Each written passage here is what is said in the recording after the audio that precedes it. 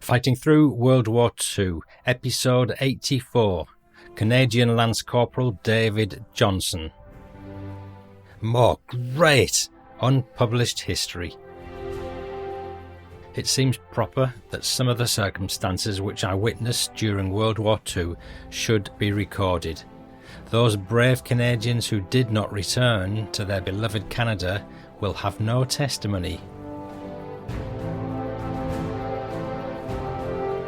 The sergeant asked for volunteers to help lay tape to mark out lanes for the tanks where the engineers had swept for mines. I said, count me in.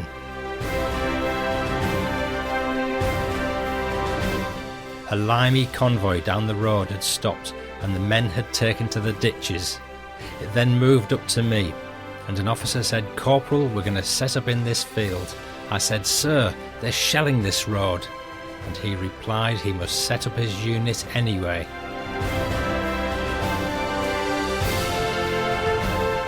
I remember Christmas Day on the Morrow River. We dug in and as usual I dug an extra deep slit trench. All night Christmas Eve we were shelled by German 88s.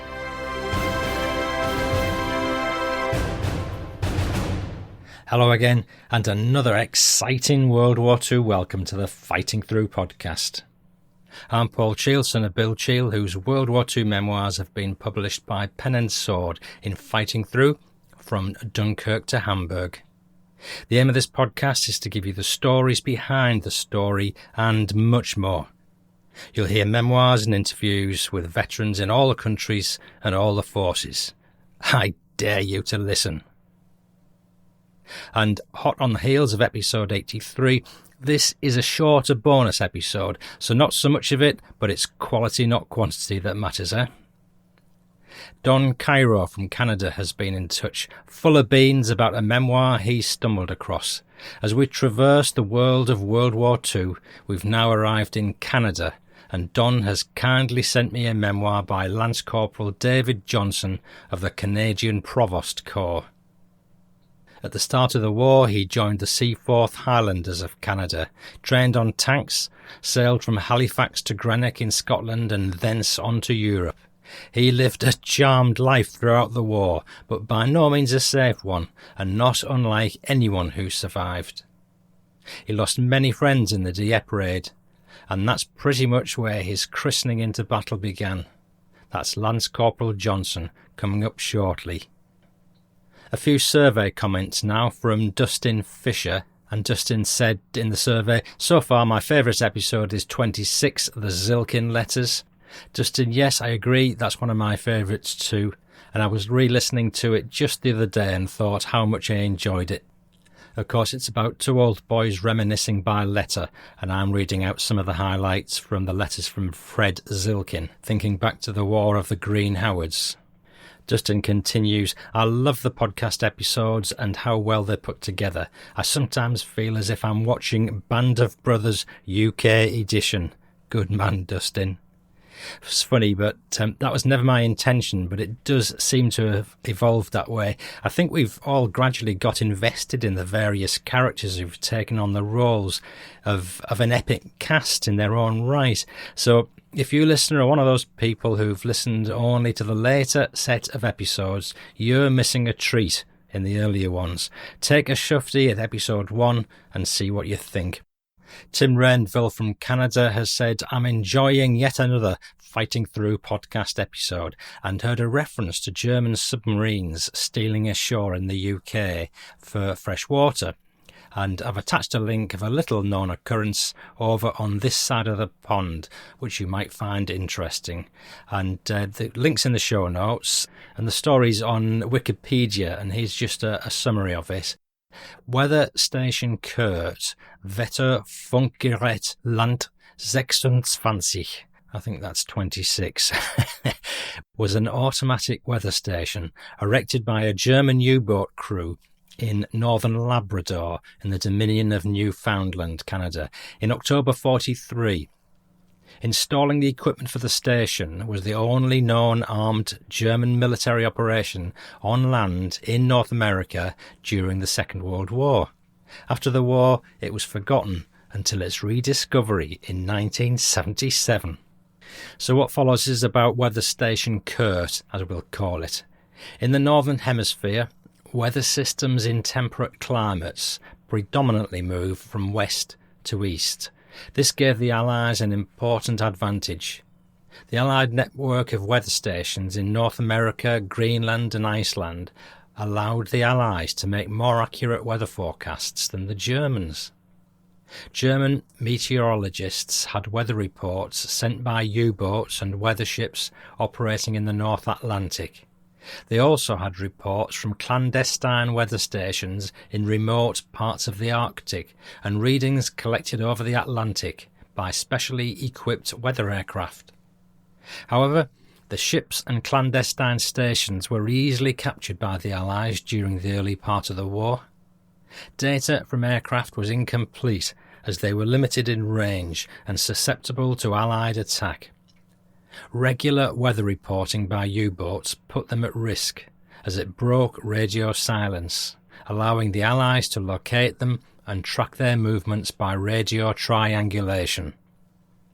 To gather more weather information, the Germans developed the Wetterfunkgerät Land WFL automatic weather station.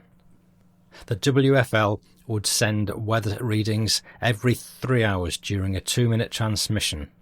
The system could work for up to 6 months depending on the number of battery canisters. On September the 18th, 1943, U-537, commanded by Captain Lieutenant Peter Schroyer, departed from Kiel, Germany, on her first combat patrol. She carried Kurt and a meteorologist, Dr. Kurt Sommermeyer, and his assistant, Walter Hildebrandt. En route, the U-boat was caught in a storm, and a large breaker produced significant damage, including leaks in the hull and the loss of the submarine's quadruple anti-aircraft cannon, leaving it both unable to dive and defenceless against Allied aircraft. Some 4 weeks later, they arrived at Martin Bay, at the northeastern tip of the Labrador Peninsula. Schroyer selected a site this far north as he believed this would minimise the risk of the station being discovered by Inuit people. Within an hour of dropping anchor, a scouting party had located a suitable site, and soon after Dr. Sommermeyer, his assistant and 10 sailors disembarked to install the station. Armed lookouts were posted on nearby high ground, and other crew members set to repair the submarine's storm damage. For concealment, the station was camouflaged. Empty American cigarette packets were left around the site to deceive any Allied personnel that chanced upon it. One canister was marked and misspelt Canadian Meteor Service in order to simulate Canadian Weather Service, as a German attempt to avoid suspicion if discovered. No such agency existed in Canada. The crew worked through the night to install Kurt and repair their U-boat. They finished just 28 hours after dropping anchor, and after confirming the station was working, U-537 departed. The weather station functioned for only a month before it permanently failed under mysterious circumstances, possibly because its radio transmissions were jammed. The U-boat undertook a combat patrol in the area of the Grand Banks of Newfoundland, during which she survived 3 attacks by Canadian aircraft, but sank no ships. The submarine reached port at Lorient, France, on December the 8th, after 70 days at sea. She was sunk with all hands 11 months later, on November the 11th, 44, by the submarine USS Flounder, near the Dutch East Indies. The station was forgotten until 1977, when Peter Johnson, a geomorphologist working on an unrelated project, stumbled upon the German weather station. He suspected it was a Canadian military installation and named it Martin Bay 7. Around the same time, retired Siemens engineer Frank Sellinger, who was writing a history of the company, went through Sommermeyer's papers and learned of the station's existence. He contacted Canadian Department of National Defence historian W.A.B. Douglas, who went to the site with a team in 1981 and found the station still there, although the canisters had been opened and components strewn about the site. Weather Station Kurt was brought to Ottawa and is now on display at the Canadian War Museum. What a lovely story that was. Thanks to Wikipedia. There's a link to the full episode in the show notes. A quick website survey shout out now for Steve Tempio from the USA, whose favourite episodes are Dunkirk and D-Day. Thanks, Steve. Bit of war stuff. Now restrictions have been lifted, I've decided to go back to the gym, and they put a new machine in since I was there last, so I've used it for an hour, but felt really sick. It does everything though. Kit Kats, Hershey bars, Snickers, crisps. Sorry, that wasn't really war stuff, but this one is. It's about Maisie. Philip Bennison followed up on something in an earlier episode, and I think Philip's note pretty much sums up anything you might like to know about this mystery, which isn't actually a mystery. You asked about the Maisie Battery in Grand Combe, Maisie, about 1 kilometre inland from the Pointe de Hoc. I last visited it in 2019. The battery was completely buried shortly after the war and rediscovered and partly unearthed and restored by expat Gary Stern and was open to the public in 2006. It's run as a father and son operated battlefield site. The Stern family is still unearthing more of it from time to time. Originally, Maisie comprised 2 kilometres of trenches and 3 batteries targeting Omaha Beach, causing grievous casualties on D-Day. I've visited Normandy numerous times and regard Maisie as a must-see on any Normandy battlefield tour. Take note, budding Normandy tourists. Another reminder that I've posted some helpful hints on the website fightingthroughpodcast.co.uk, and if you scroll right down to the bottom of the homepage, you'll find a variety of useful links, including research tips, my dad's souvenirs, and a France visit ideas page, to which I'll now add the Maisie Battery.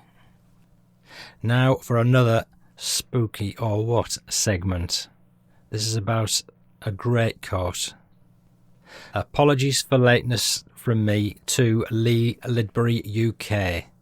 This has been wallowing in my pending folder for far too long. I purchased nearly the whole uniform belonging to a certain Captain LWR Deacon. The grouping comprised of 5 hats, his khaki drill and normal service dress uniform, and his battle dress uniform. The only thing missing was a greatcoat. How good is that?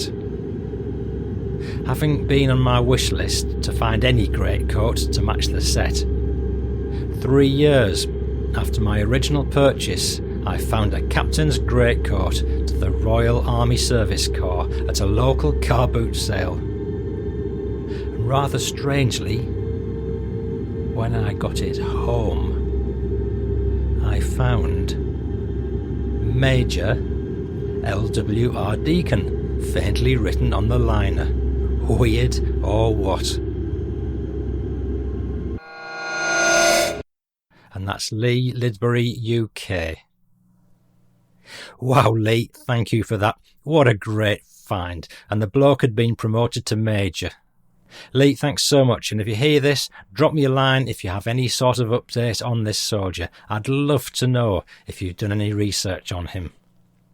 After all that suspenseful build-up, I was so tempted to say it said M&S or Walmart on the lining, but I think that might have dispelled the genuine mystique about the whole thing. And after a record of only 14 minutes on this special bonus episode, we're now turning to the main event.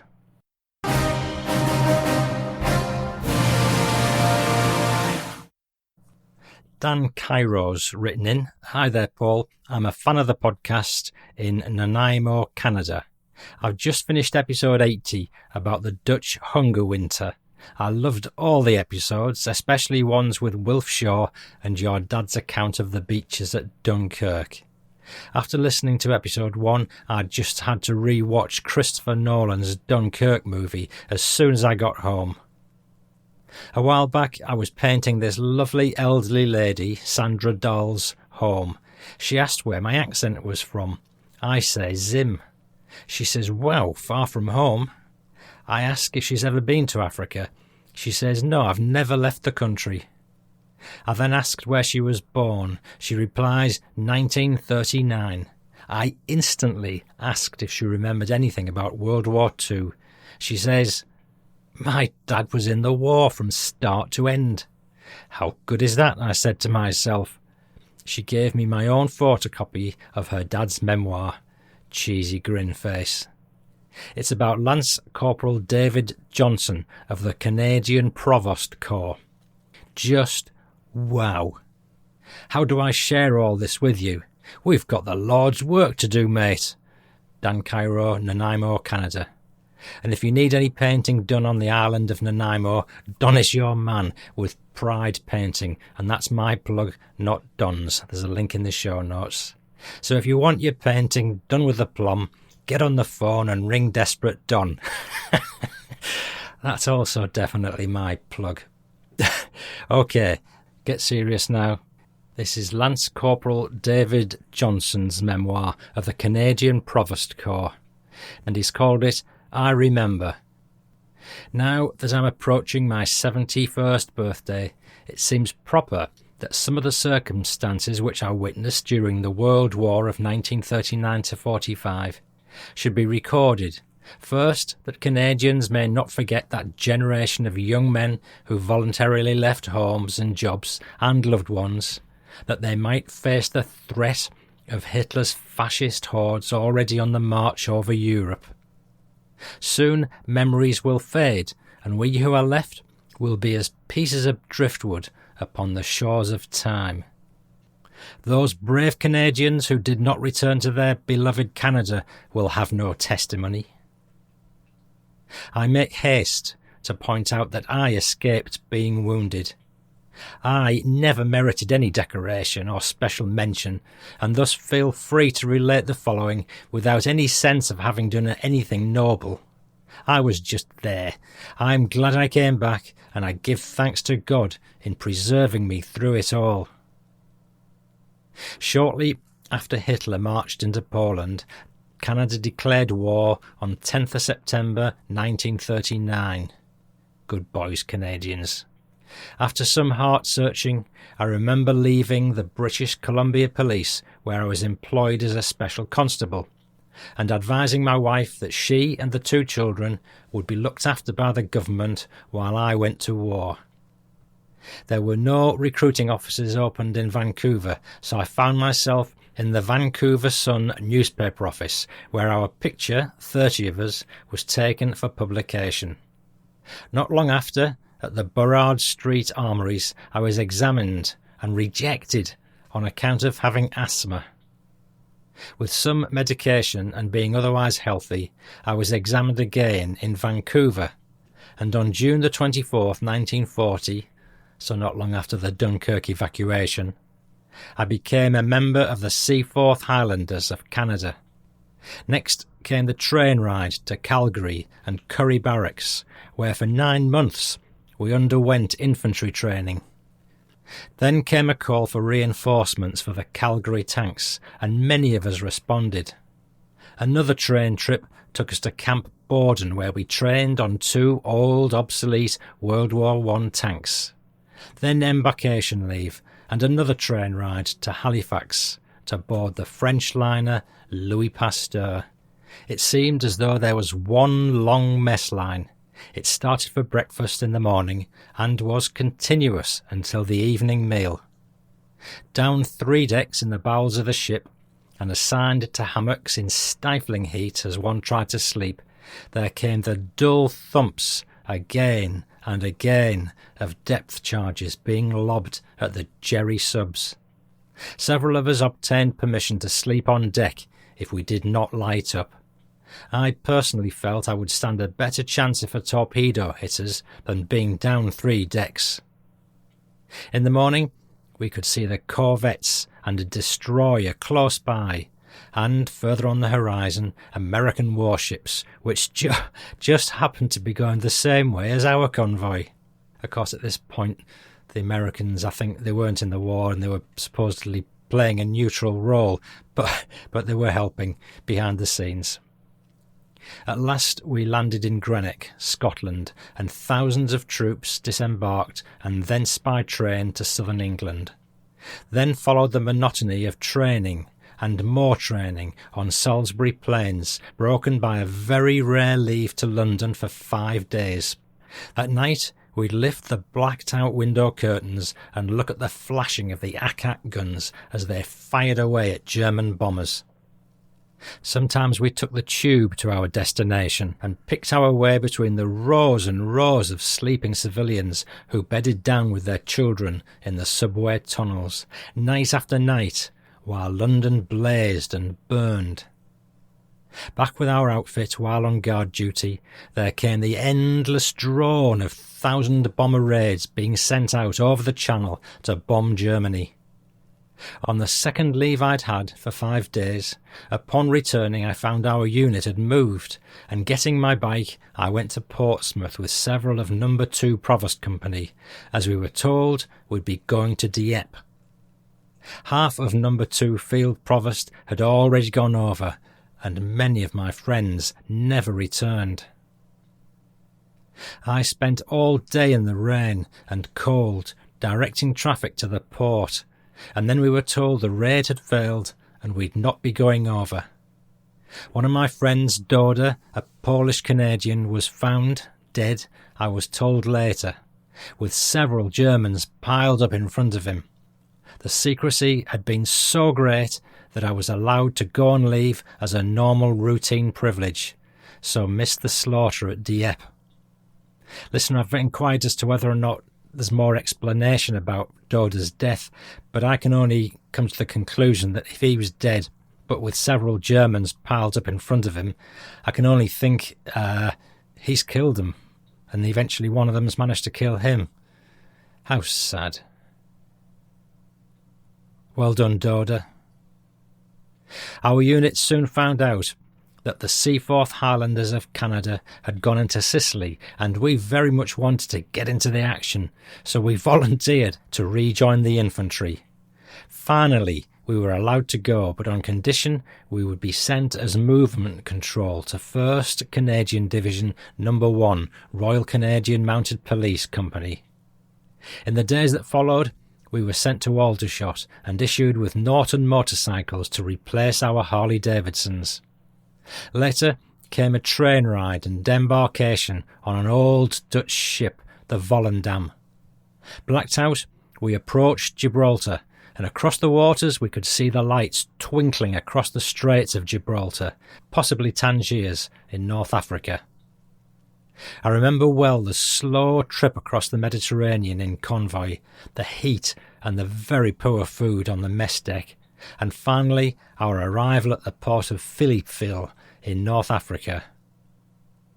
Our Tommy guns were too hot from the sun to touch with the bare hand. The Arab urchins crowded around, trying to buy anything for sale, a broken watch, an army knife, etc., and finally we were transported to camp. We drove past mountains of cases of canned goods and supplies stocked by the American forces. A week later we had a day's leave, and several of us took our bikes and spent the day in Constantine, which I recall as an amazing French city, with roads carved into the sides of a mountain with a deep ravine. Camels wended their way in caravans with Arab men, escorting women clothed in their traditional black flowing robes and veiled faces, but with their bare ankles displaying silver rings and jewels.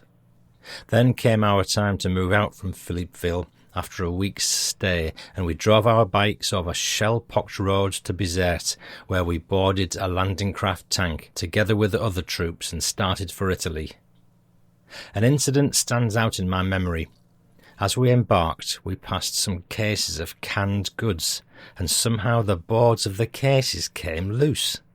I filled my saddlebags with several cans of loot and decided to find out later what I'd liberated. On our way across the operations centre, troops called on our provost section to search the troop kit bags to find where the liberated cans of food had gone. I diligently went about the task in a friendly manner and confessed failure. The soldiers knew well that we'd acquired the cans ourselves, but kept quiet. At last we landed in Italy at Taranto and drove by bike to near the front at Campo Basso. Later we billeted in a town called Castelpignano. Some Canadian soldiers had been ambushed near the bridge the night before, and it happened I was picked to stand guard the next night, all alone, with my Tommy gun cocked and my back against a cement abutment as I listened for the slightest sound. Not far from Castelpignano, the Jerrys were lobbing in the odd boxcar shell from a huge railway-mounted gun, and foolishly I went with some of my pals to see the anti-tank unit dug in on a hill which was being shelled. A year later, had it been so, I would have gone off in the other direction if I didn't need to be there. Some hasty peas, a Canadian regiment, got drunk one night and fired their rifles for a bit. We were supposed to go out and calm them down, but decided to let them alone. I spent the night on the floor as bullets whizzed around. In the morning, some came over to apologise, which was unnecessary. We were all anxious to get into action now that we were there. Our company moved to Casa Calenda on a mountain top where we stayed for a month or so. Then one day we got orders to escort our division to the town of Termoli on the Adriatic. It was a cold, wet ride, and I was frozen to my bike when we arrived. The Indian division had a huge bonfire going, and some of us thawed out in the intense heat. The mobile showers in Termoli were a treat, and while inside getting my first shower in months, I heard some shelling and shrapnel fall on the roof. One of our corporals, who'd taken down his stripes in order to come with us from England, had been on the road outside and got it. He was our first casualty, and we missed him. Our next task was to move up to the Sangro and escort troops over the swollen river. It had rained for days and the Bailey Bridge had washed out. We never did any escorting, but the engineers got the bridge going again and we went over. Some signals drove into a nearby field and got their truck blown up on a mine. All we saw was a cloud of black smoke. I remember Christmas Day on the Morro River. We dug in, and as usual I dug an extra deep slit trench. All night Christmas Eve we were shelled by German 88s. There was a constant booming as though a drum had been struck, and then the whine of the shell. In the morning I noticed all the olive trees around us had their bark stripped away by shrapnel, but we'd suffered no losses except some sleep. A young Canadian was brought to us. He was dead and had had his throat cut with a shell fragment. Around his neck on his dog tag was the Star of David. This Jewish boy was buried in my slit trench, wrapped in an army blanket. The chaplain said a few words, and that was all. Before he was buried, his pal asked the chaplain if he could take his new boots, which the Jewish lad had promised him. He got the nod and took the boots of his friend before we covered him over. Jerry planes, the 109s, strafed us continually, dropping anti-personnel bombs, where we sat waiting to move up over the Morro. My school chum from high school days in North Vancouver, Dave Moon, had just joined our section, E Section, number 1 RCMP Company, and I was glad to meet him. We arranged to have a game of chess on his pocket-sized board he carried in his pocket. Dave was detailed to get traffic over a bridge just south of Ortona, and a shell fragment got him in the lung, I was told. He died a few days later. I was then detailed to take over the bridge, and felt not the least bit happy about it. Underneath lay the bodies of 2 Italians caught by shell fire, and their legs were severed and piled alongside them. Some very brave soldiers, infantry of a unit I shall not identify, came along and looked at them as they passed. They then said, "Corp, would you mind if we searched them?" I said, "Go ahead." They came up with a handful of lira notes, and wiping the flesh off them, they took the loot and went forward to the front. It was towards late afternoon that Wally Williams, our B-section sergeant, drove up with our 16-man section and said, "Dave, when it gets dark, come into Ortana and find us. We'll get a house somewhere." The Jerrys began shelling again about an hour later, but not near the bridge. Some time passed, and then Wally came back with a few men on their bikes and with our section truck. The house they'd taken had been hit and half our fellows killed. Later I recovered my kit bag from the truck, and all was like puffed wheat where the shrapnel had torn into it. It was not long after that we again left company headquarters and made our way to the south side of Ortona, where the Seaforth Highlanders were attempting to dislodge an 88 gun on the railway tracks inside the railway tunnel. Streams of civilians came back towards us, and I remember one child being piggybacked on the back of a man. She'd lost her foot. Somehow an AMGOT, Allied Military Government, truck drove up loaded with green moulded bread, which was eagerly clutched by the hungry civilians. Men grabbed loaves away from women, and I brought my Tommy gun up and forced them to hand them back. They then got into the truck and were driven away. Frankly, my thoughts were that I was glad I'd not remained in the infantry. The Seaforths fought hand-to-hand in Ortona. Had I remained in the Calgary tanks, I can look back and see that I would not have survived. I met one of my Calgary tank friends in Tamale before we moved up. This formerly fresh young farmer boy was now an old man. Nearly all the tanks had been wiped out, and I found we had little to say to each other. The action he'd seen had aged him beyond measure. I felt glad that not by choice, but by trying to get into action, I had not remained with the Calgary tanks. I'd transferred away from certain death, though I had not realised it. It was in January 1944 we finally moved into some caves north of Ortana. There was a horseshoe-shaped valley, and the road was filled with telemines, which would be set off under the compacting weight of vehicles. The engineers had done a good job under fire. They worked under small arms fire while clearing away most of the mines. The S-mines were a bother. They were planted in the verges, the roadside ditch, and the engineers swept the verges and placed the sign "Verges swept" on the roadside, with the maple leaf. The Germans had somehow duplicated our signs as they retreated. We then had to look for the sign to bear a black spot to be sure it was ours. We spent weeks above Ortona with TAC Brigade just over the hill, where the Jerrys were about 2,000 yards away. Canadian mortar teams would set up by us and fire away, and then pack up and leave for healthier locations. Only a short time later we would get shelled, sometimes with airbursts from which a slit trench gave little cover. I recall Lance Corporal Kasnuik was killed some time later, and we'd shared a cave together. Army photographers could not get past us because of the shelling, so while they waited for it to stop, they asked Krasnuik and me to pose for a picture of the two of us having a drink of tea. It was the most nervous cup of tea I ever pretended to drink. Listener, there's a photograph in the show notes of Lance Corporal David Johnson and Lance Corporal Kasnuik, who was later killed. One night, the Limey 5.5 set up in the valley about 500 yards behind our caves. I'd been sleeping in a little tent alongside the road in front of the caves, which were stuffy. I remember each morning my pals would look over and say, "Hey, Johnson," and good-humouredly asked if I was alive.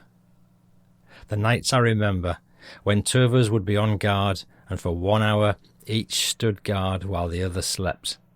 Each sound seemed to be a Jerry paratrooper, and Tommy gun in hand, I'd wait to be ready to challenge with a password which was changed each night. Sometimes beaver, sometimes maple leaf, etc. This password was for the infantry and all at the front in that location. Finally, we got word we were moving back, and the 5th Canadian Division was relieving us. They came up, and I helped escort their vehicles over the bridges.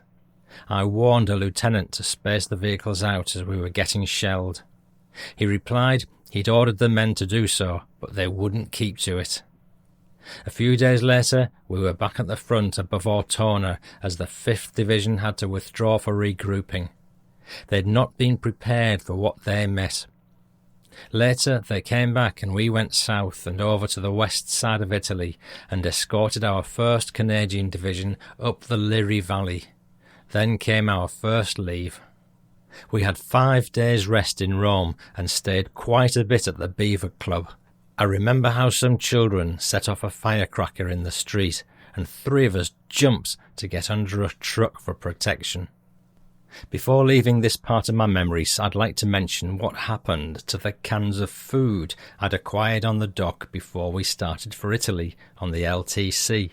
We had always been hungry since arriving in England, and now in Italy the steady diet was M&V, canned meat and veg, and hard tack. We did have ample issues of bully beef, and tried to find ways of eating it. Fried, it was greasy. Eaten out of the can day after day, it became revolting. Oh, what a surprise when I opened one of the cans and found it contained canned chicken. Several of my friends and I shared this feast, which was undoubtedly issue for American troops. Listener, for those of you who've forgotten or never heard the late veteran Wilf Shaw's recipes for bully beef, here's a short clip I want to share with you from episode 28. What foods do you recall eating most often? Yeah, in the army. I remember we got these tins of bacon that were sealed in tins, really great lumps of bacon. And then bully beef, of course. And what do you tend to eat? Do you have? We got so much bloody bully beef for everything. Yeah. Do you eat it? Used to try and disguise it with bully beef buttered, bully beef stew.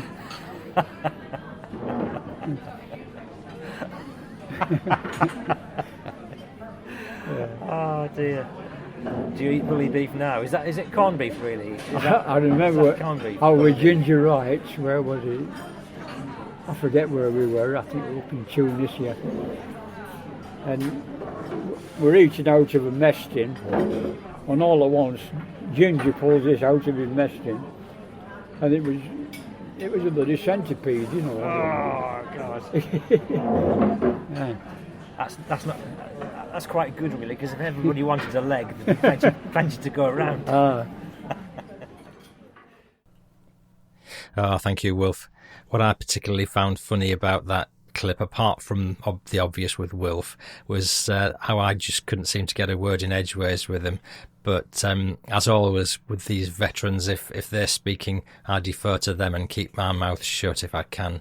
If anybody wants to catch up on Wilf's exploits, there is a category to Wilf all for himself. So click on episodes on the menu and you'll find all the categories, including Wilf. This is on my homepage, fightingthroughpodcast.co.uk, where of course you'll find all the photographs and the full transcript of the show. Back to David's memoir. I would like to mention how, when at Ortona, I was detailed to go to a crossroads at Lanciano, just inland. Taking my bike over a mud-covered road, I arrived with instructions not to allow any troops or vehicles down a road which was under very heavy shell fire. A dead mule, which was rotting, was the well-known signpost identifying this crossroads. Well, a short time later, a convoy came up to me and I stopped it. The lieutenant in charge told me to step aside as he had to get up front.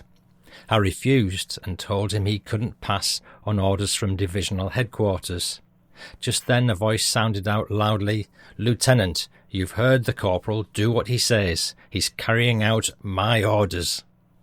The convoy turned back down another road, and I looked to see a jeep, and in it was, I believe, his name was Burns, Brigadier Burns. The rest of the day I felt quite important for a change. We left Rome and started north. Our maps were marked with our route and destination, which was Lake Trasimene, south of Rimini. I was now with 5th Division Provost Company, as our section truck driver had failed to chlorinate the water, and I was sent to hospital with severe vomiting, diarrhoea, and fever. It meant a week in hospital, a week of convalescence, and then assignment from the holding unit to a new outfit. I remember a young man sleeping with us in a very large tent, shooting himself. I awoke in the morning to hear he'd died. Another man in the tent was frantic when he heard he was being assigned to 5th Division. I was told I was assigned to Corps, the away back unit of supply which supports the fighting divisions. The Sergeant Major agreed to switch us, and the young man stayed at Corps, and I was assigned to join 5th Div. Provost. I remember while in hospital that a nurse came by and cut my toenails. The number 10 hospital was close to the front and had been shelled a few times. I felt very embarrassed and protested I could cut my own, but she replied, "You fellows are fighting for us. It's the least we can do for you." I'd not realised that it had been months since I'd cut my toenails or had had time to think of doing so. I remember the mepocrine to ward off malaria and the order to wear long KD khaki drill when the sun went down. Then there was the mosquito nets which we carried in our saddlebags, along with the mess tins and an extra clip for my Tommy gun. Our next encounter with the fighting was on the Urso River near San Marino. This was south of Rimini. I was new to the section, and when we were all together, the section sergeant asked for volunteers to help lay tape to mark out lanes for the tanks where the engineers had swept. I never forgot the maxim not to volunteer, but being new to the outfit, I said, "Count me in." There were wide grins of approval. I was then told that they were just trying me out, and that we were going to find a house for our section. Well, we spotted a house without a roof. Very few had roofs near the front. At the gate was a cart, and being battle-wise, we didn't move it in case it was booby-trapped to blow up. Inside the house, which offered some shelter, we stepped cautiously and examined everything. A wine barrel on the lower floor had a wire running from it. We contacted the signals who were nearby and warned them, saying that we would look for another place. Well, we later heard that a signalman ran a wire from the barrel and took shelter in a convenient slit trench. He'd pulled the wire and he died. The slit trench had blown up. I remember a crossroads to which I was assigned. All around it was shell-pocked. Not long after, a shell landed right in front of me and I fell back into the ditch. I felt my arms and searched to find where I'd been wounded. I was untouched. Then came the struggle. Was I to stay at the crossroads or move down the road 100 feet or so? I was standing in a tangle of telephone wire. I was too ashamed to leave and too scared to stay. A limey convoy down the road had stopped and the men had taken to the ditches. It then moved up to me and an officer said, "Corporal, we're going to set up in this field." I said, "Sir, they're shelling this road." And he replied he must set up his recovery unit anyway. He pointed out a tall poplar tree and said the engineers should have taken that out, that they were using it for range finding to get to this crossroads. I was thankful that no more shelling occurred, and soon after Captain Batty and his Batman drove up in a jeep and told me I could come back to section headquarters. He then belatedly mentioned how he'd been held down by shellfire the day before at the same place. I felt my wound dressing under my shoulder strap and thought that all through the 13 months in action I'd never had to use it. At night, I remember a crossroads where we took several hours' duty at a time, directing ambulances to and from the front, and sometimes the odd infantry patrol would ask directions very quietly. Once I heard crunch, crunch across the road. I got down in the ditch, though there was no sign that it had been swept. At last I couldn't stand the fear any more, and taking my Tommy gun, I charged across the road and prepared to fire on what I imagined was a German patrol. Oh, how glad I was to see a bullock or a cow which was munching on some fodder. How it survived without being butchered I shall never know. I could have kissed it. Back at section headquarters, we always had a mouthful of rum ration to help us sleep an hour or so. In the day I saw such bravery. From my vantage point on a crossroads, I could see Canadian engineers filling in a piece of road. They worked so hard shoveling, and then there was a boom, boom, and clouds of dust arose from shell fire just as they'd gotten clear. Time and again they ran for cover, and time and again they returned to repair the damage. I then knew I had not even seen action. I just happened to be there with many others, so many others. I returned, but many, so many young men did not. One day, Captain Batty called me in and said, "Johnson, a compassionate leave has come through for you." I told him I'd applied for it in Canada years ago to settle my family affairs. I just couldn't take it now we were in action.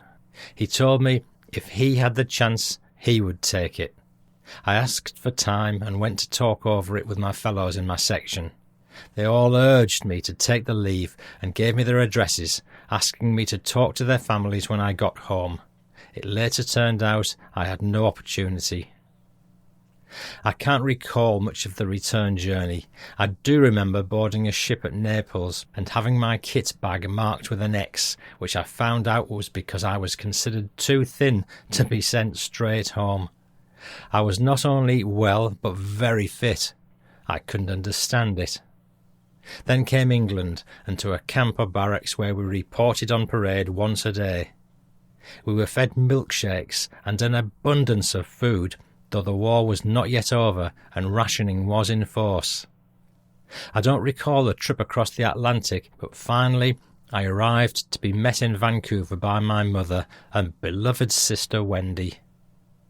The BC police had a job waiting for me, but I was assigned to patrol Vancouver streets with zombies who declined to go over.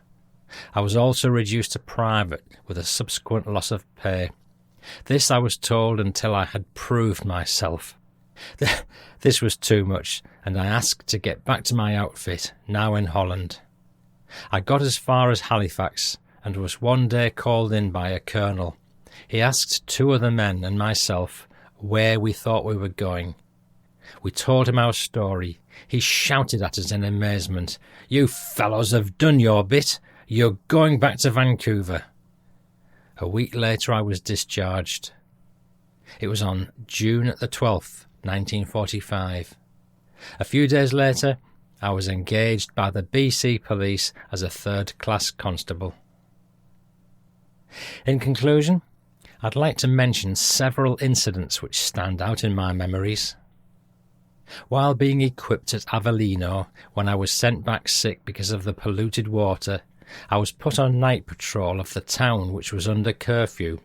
No one was allowed to be on the streets or out of their houses after dark. Well, a buddy and I were patrolling when I heard a noise in a dark alley. I called out in Italian, "Who's there?" I then heard a click of metal as the cocking of a gun. Should I fire with my Tommy gun or hold off? I didn't want to get it after having gone through so much at the front. I held off, and out of the shadows came a small 11-year-old boy. Held in his hand was an army knife with the marlin spike opened. It turned out he was trying to get home, and he called in Italian again and again, something like "Pura, pura," which I understand meant afraid. I had been saved the terrible memory of having killed a child who should not have been abroad during the curfew. I remember on the Ortana front, one of the new replacements to our section taking off when a shell hit a haystack. He turned up at divisional headquarters and was not charged with desertion, but was listed as battle fatigue. When ordered to the front, he shot himself in the foot and was charged with SIF, self-inflicted wound. We in our section didn't condemn the poor fellow. I recall how close our section had become. It was a comradeship closer than any family tie, yet strangely, when one got killed, we just carried on without any feeling of grief. I think we secretly thought, the next may be mine. There was no time to dwell on the loss of a pal. I remember Montgomery's 500-gun barrage from the Sangro River, or at least behind Ortana. We above Ortana in the caves heard the shells rustling and whistling overhead.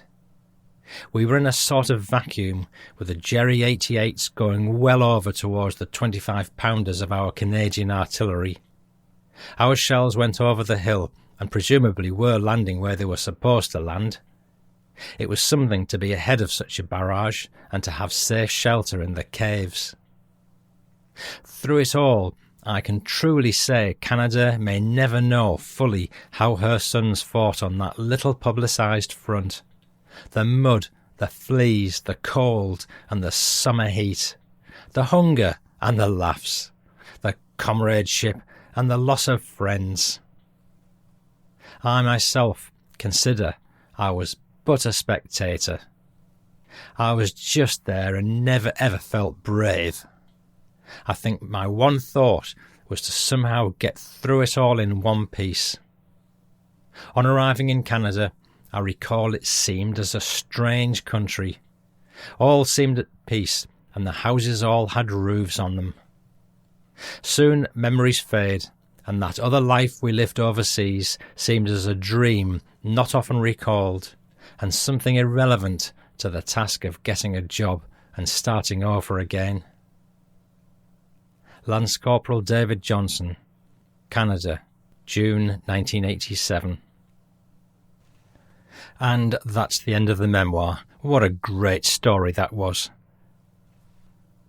First of all, I'd like to say thanks to Don Cairo, who made the effort to scan this memoir and to get it to me. Well done, Don, for having the presence of mind to inquire of that lady if she knew much about the war. Of course, thank you so much to the lady herself, whose house you were painting, Sandra Dahl. Sandra, that was your father, and I'm sure you can be very proud of his service record and the fact that he made the effort to create such a precious historical treasure for his family. And of course, our grateful thanks go to David Johnson himself, both for his service and for his efforts in writing up those memoirs. A very fitting tribute to those comrades he sadly left behind and whom he said would otherwise have no testimony. Finally, one unsung hero who deserves to be in the credits, Liz Nichols, Secretarial Services. She's the lady who's typed up this and many other manuscripts for me, including Fred Reynard's classic memoir of Dunkirk and Gallipoli. If you need some typing done by remote connection, you can drop Liz a voice recording or a document for typing up, and she'll get it back to you quicker than you can say bully beef. She lives in Norfolk, UK. I've been using Liz for several years now, and that clearly says a lot for the quality of her service. There's a link to her in the show notes. That's Liz Nichols. Thank you so very much for your support and making the time to listen to me. And please write, like, rate, review or share the show, howsoever it pleases you. Above all, enjoy. And please do hear me next time. And a special thanks to the people who've been liking and sharing me the last few weeks. And that includes an absolute stack of around 1,300 people, mainly Australians, who picked up on some of my Les Cook postings. I've never had anything like that number of likes before. And a warm welcome to those of you who joined my Facebook page, to which there's a link in the show notes. There's also a link in the show notes to the Australian Military History Facebook page, which helped me garner so many likes to the announcement of the previous episode. That's Australian Military History. Of course, liking is not about bolstering my ego, although it helps. It's signalling to the search police that something is worth reading, and if that leads more listeners to follow the Fighting Through Second World War podcast, then tally-ho to that. Next episode, I'm working on several ideas at the moment, but none is advanced enough to actually tell you which one it's going to be, so it'll be a surprise. That's it. No PS this time because that was a bonus episode and I haven't prepared anything. So, see you next time. For now, I'm Paul Cheall saying, Toodle Pip.